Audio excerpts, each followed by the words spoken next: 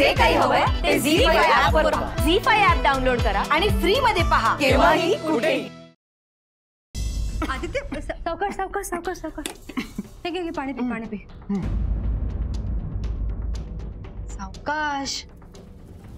कामाची घाई नाहीये. आरामात खा जरा. कोणी कामासाठी बोलवायला आलं नाहीये तुला. अगं मीरा मी सावकाशच खातोय. किती काळजी करशील माझी. बस झालं.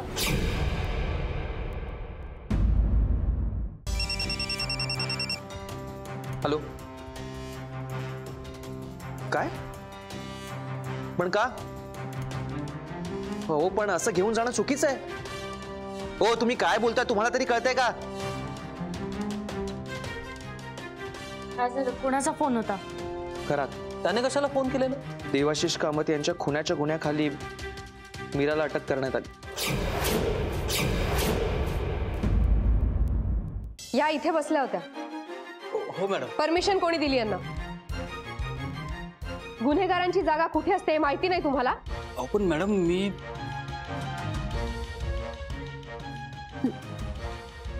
रागिणी मॅम झालंय काय मला सांगा तरी मॅम. मॅम मला काहीही माहित नाहीये. मी खरंच काही केलं नाहीये. तुम्ही उगाच अडकवताय मला या सगळ्या. स्वतःहून अडकलीयस.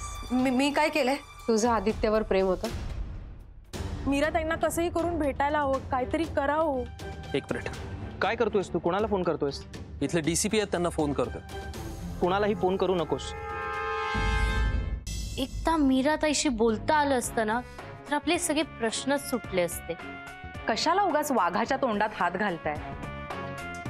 जे सुरू आहे ते सुरू असू द्या ना. आपल्याच फायद्याचं आहे. आपण असं काहीतरी करूयात ज्यामुळे आपण सेफ राहू आणि आपला हेतू पण साध्य होईल. तुम्हाला काय वाटतं मीरा कामत दोषी आहेत का. आणि तुमची त्यांची वेट झाली आहे. बोला काहीतरी. आम्हाला उत्तरं पाहिजेत मॅडम. बोला मॅडम बोला. मॅडम बोला काहीतरी. आम्हाला उत्तरं पाहिजेत मॅडम. प्लीज मॅडम बोला काहीतरी. पण मला असं वाटतंय की परिस्थिती अजूनही कंट्रोलमध्ये येऊ शकते जर तू या सगळ्याचा होल्ड घेतला असता. म्हणजे काय की सध्या मार्केटमध्ये आपल्या कंपनीचं नाव टिकवून ठेवणं जास्त इम्पॉर्टंट आहे. मीराने जे निर्णय घेतले ते सगळे चेंज कर. त्यामुळे सगळ्यांवरती तुझा होल्ड वाढेल. सगळे तुझं नीट ऐकून घ्यायला लागतील.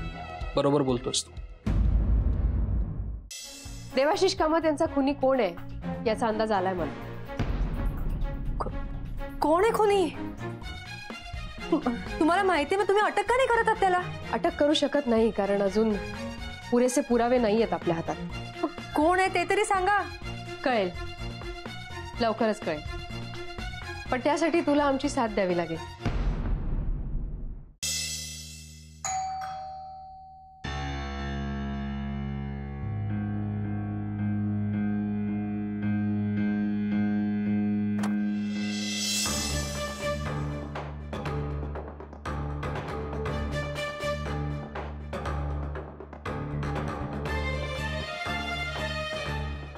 कोण आहे ग. ताई कोण त्या बाई आहेत. ओ ओ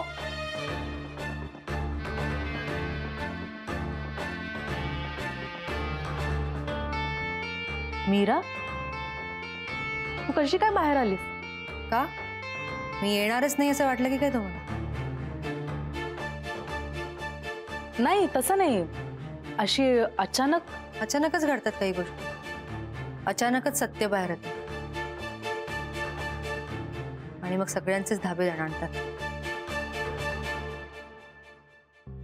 नाही मला खात्री होती तू लवकरच बाहेर येशील म्हणून. हो तुम्हाला खात्री होतीच. म्हणूनच तुम्ही गीताला घराबाहेर काढायचा प्लॅन केला नाही का.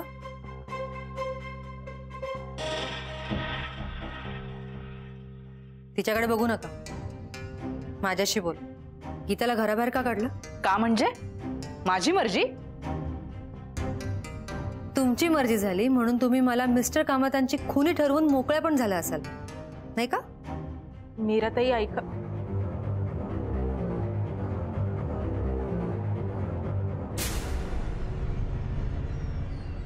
मीरा कुठलाही संबंध कुठेही जोडू नकोस.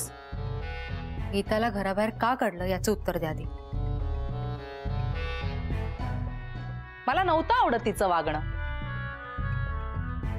घरातल्या कामाचा कंटाळा येतो, सतत बाहेर फिरायचं असतं तिला, म्हणून म्हटलं कायमची बाहेरच राहा. आम्हालाही तुमचं वागणं पटत नाही. तुम्ही घराबाहेर असता, बाहेरचं खाता, बाहेरच राहता कधी कधी, पण तुमच्या बरोबरही असंच वागायचं का आम्ही? मीरा, तोंड सांभाळून बोला. तू काय बोलतेस हे कळतंय ना तुला? चांगलंच कळतंय. जर तुम्हाला कळत नसेल तर पुन्हा एकदा सांगते, गीता हे घर सोडून कुठेही जाणार नाही, ती इथेच राहणार, समजलं? तू मला धमकी देतेस? तुम्हाला जे समजायचे ते समजा,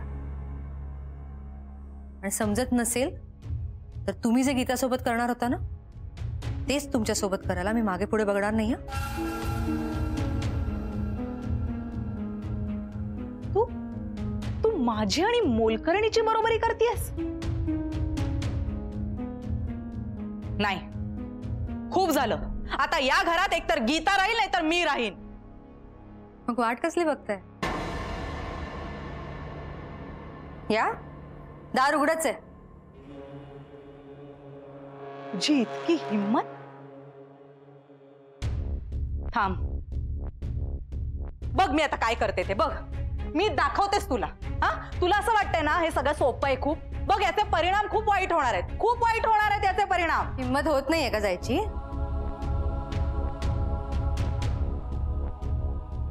नाही, कळतंय मला ते. काय झालं? घर सोडून निघालेलात ना?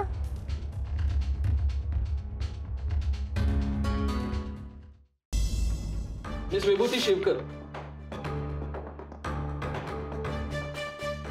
You are fired.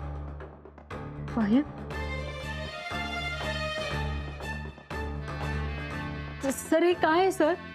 तेच जे तुम्ही वाचताय ते काय ना, मला या ऑफिसमध्ये हलगर्जीपणा करणारी आणि दुतोंडी वागणारी माणसं नको. Sir I am extremely sorry sir. मी तुमची सगळी कामं चोखपणे केलेली आहेत सर.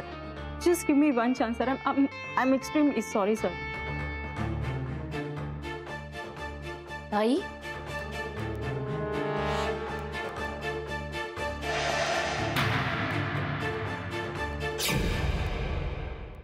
गाडी थांबल्यावर एक्झॅक्टली काय दिसतंय ते बघतोय मी. दादा, आता कशाला टाइम वेस्ट करताय? काही नाही त्यात, मी बघितलं ना. आलीस? बरं झालं. जरा स्टूल पकड. तुलाही माहिती आहे नदीवर काय झालंय ते, आणि कालचा इन्सिडेंट बघून असं खरंच वाटत होतं की गार्गीच्या जीवाला धोका आहे रे. आता कोण आलंय?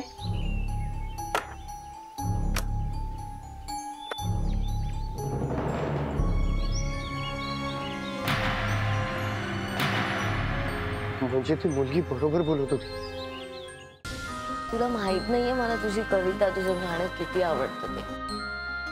हे बघ कसं आहे माहितीये का, तुझं गाणं, तुझी कविता ऐकल्यावर ना माझं बंद पडलेलं हृदय सुद्धा परत धडधडू लागेल. वैदेही प्लीज यार, हे असं बोलायची काही गरज नव्हती. आपल्याला अजून 100 वर्ष एकत्र जगायचं.